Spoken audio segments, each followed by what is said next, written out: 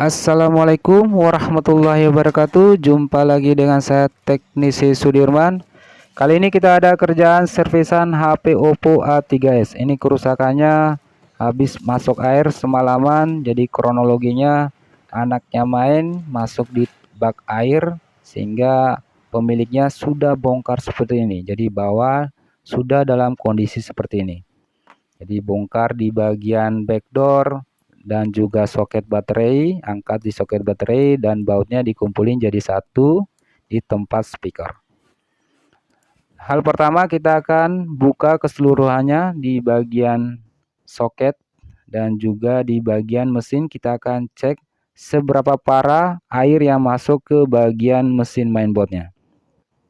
Selanjutnya kita bersihkan bila terdapat titik-titik air ataupun korosi, kita bersihkan bisa menggunakan thinner maupun kontak cleaner ya, ataupun bisa juga pertamax ya, seperti itu teman-teman.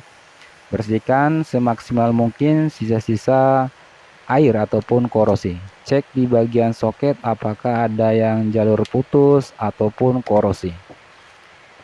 Jadi kita bersihkan semaksimal mungkin hingga HP-nya bisa normal kembali.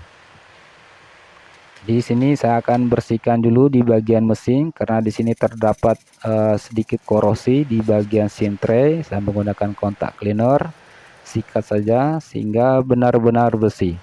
Dan semprot menggunakan semprot manual ya. Jadi kita bersihkan menggunakan tisu maupun semprot seperti ini.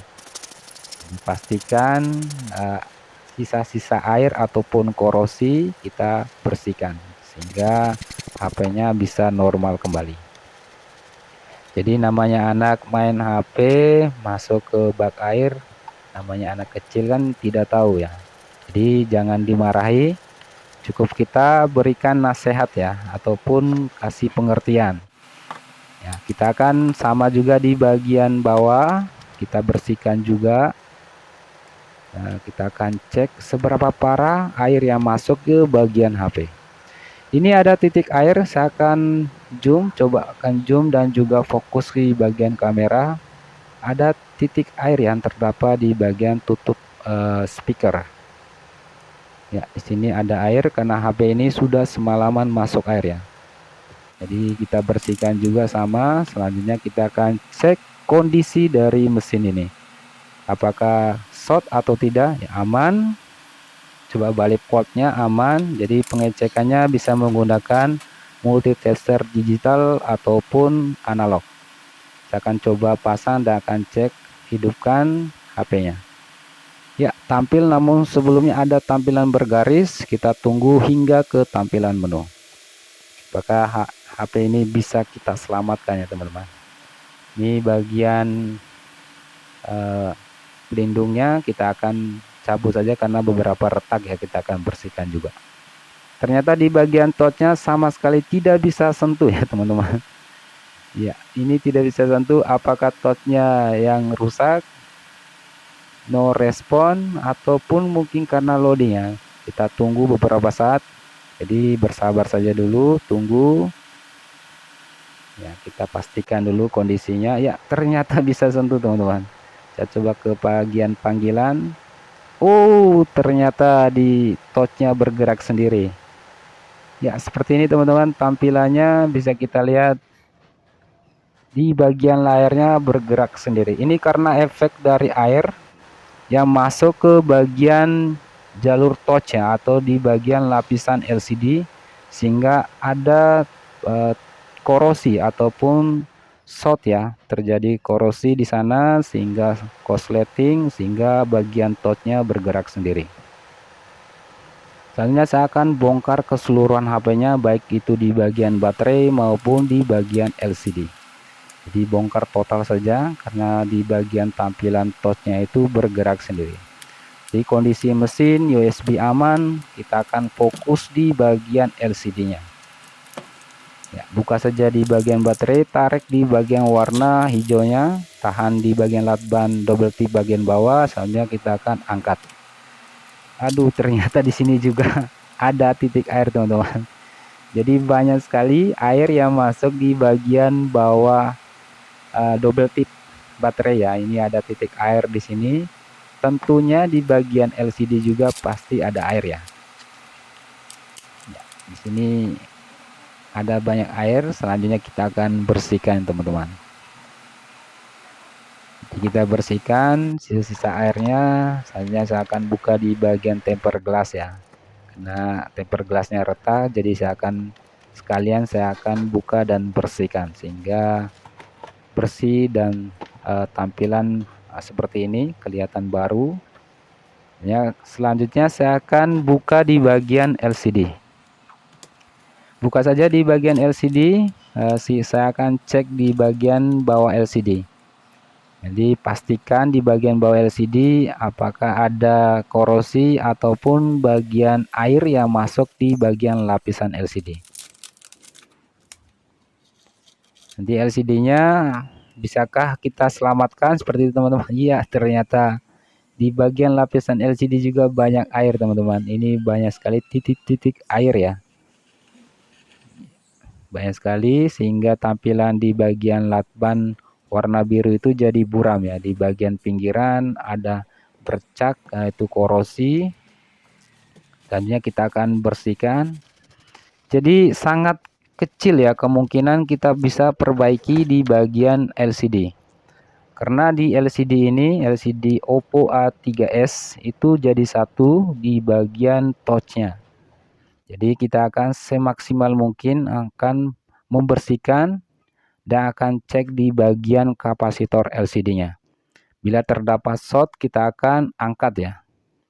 Karena kemungkinan besar kapasitor yang short itu yang menyebabkan touch-nya bergerak sendiri.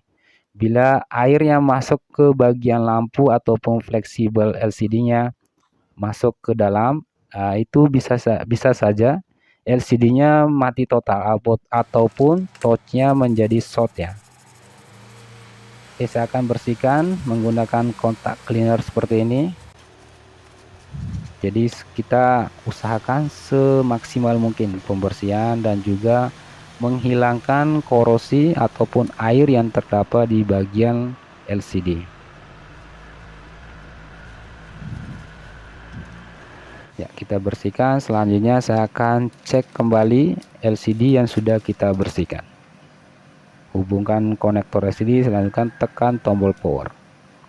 Ya, sama sekali no respon ataupun mati total ya teman-teman. Ini diakibatkan LCD yang terlalu banyak ya masuk ke air sehingga terjadi korsleting ataupun short ya. Jadi bisa saja LCD-nya efeknya jadi mati total. Karena bagian lapisan LCD itu jadi satu di bagian touch-nya. Jadi sangat kecil kemungkinan kita bisa perbaiki di bagian LCD. Karena efek dari air yang masuk ke bagian celah fleksibel lampu itu bisa jadi short di bagian lampu sehingga mati total. Ini sama sekali tidak ada tampilan. Sudah saya cek di bagian kapasitor LCD itu tidak ada short. Di bagian lampu sudah saya solder ulang dan juga bagian soket sudah dibersihkan, sama sekali tidak ada tampilan. Selanjutnya saya akan ngecek dengan menggunakan LCD yang baru. Ini sudah saya siapkan LCD yang baru. Saya akan cek apakah bisa ada tampilan ataupun no display ya, ataupun layar gelap. Ya, ada tampilan. Berarti kerusakannya fix di bagian LCD. Jadi sudah kita konfirmasi ke pemiliknya.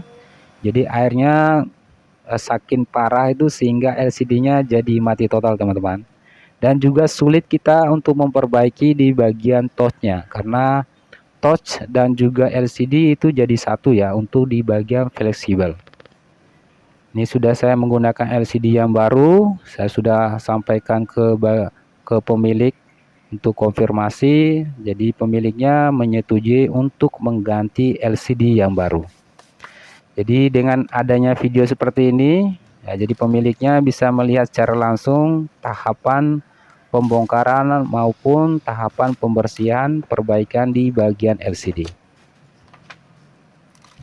Ini sudah selesai. Selanjutnya kita akan pasang LCD-nya, LCD baru, dan akan cek kembali Ya, seperti ini teman-teman.